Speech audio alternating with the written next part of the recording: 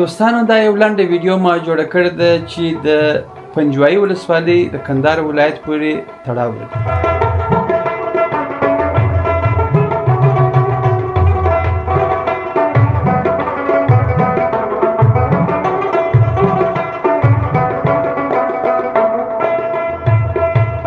پنجوایي ولسوالۍ د افغانستان د کندهار ولایت یو مشهوره او تاریخي ولسوالۍ ده چې د دې ولایت په لویدیځ کې موقعیت لري.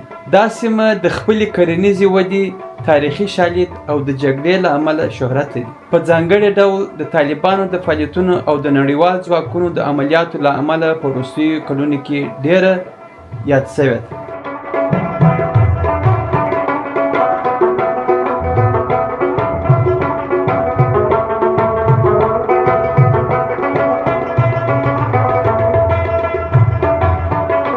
نو که جغرافیایي موقعیت ته متوجه سو، دا ولسوالۍ د کندهار ښار لویدیځ شاوخوا ته 10 کیلومتره لرې پرته ده او د ژړۍ، میوند، معروف او د هلمند ولایت له نادعلي ولسوالۍ سره پولې لري.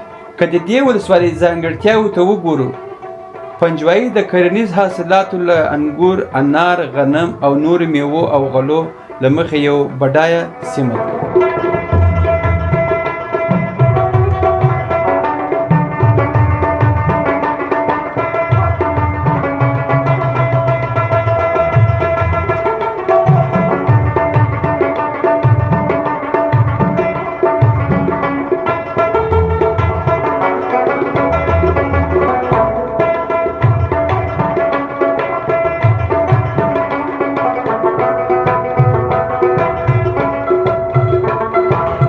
د دې ولسوالۍ د کرنې لپاره د ارغنداب سیند د اوبو څخه استفاده کیږي او ګڼ شمېر کاریزونه، ځمکني واټر کانالونه هم لري.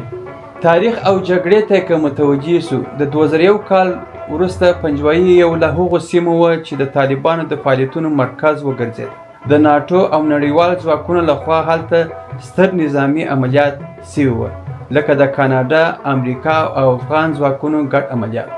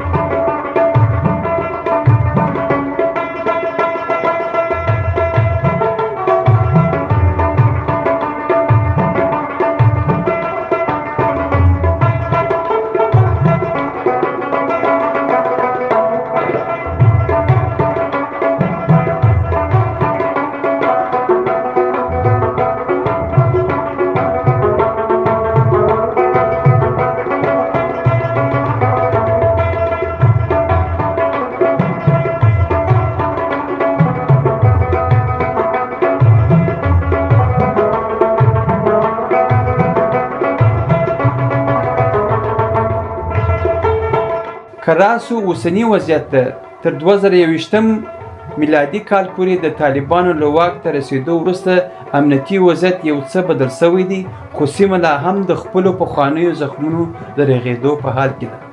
خو خلک بیا هم کرنه، باغداري او مالداري کوي.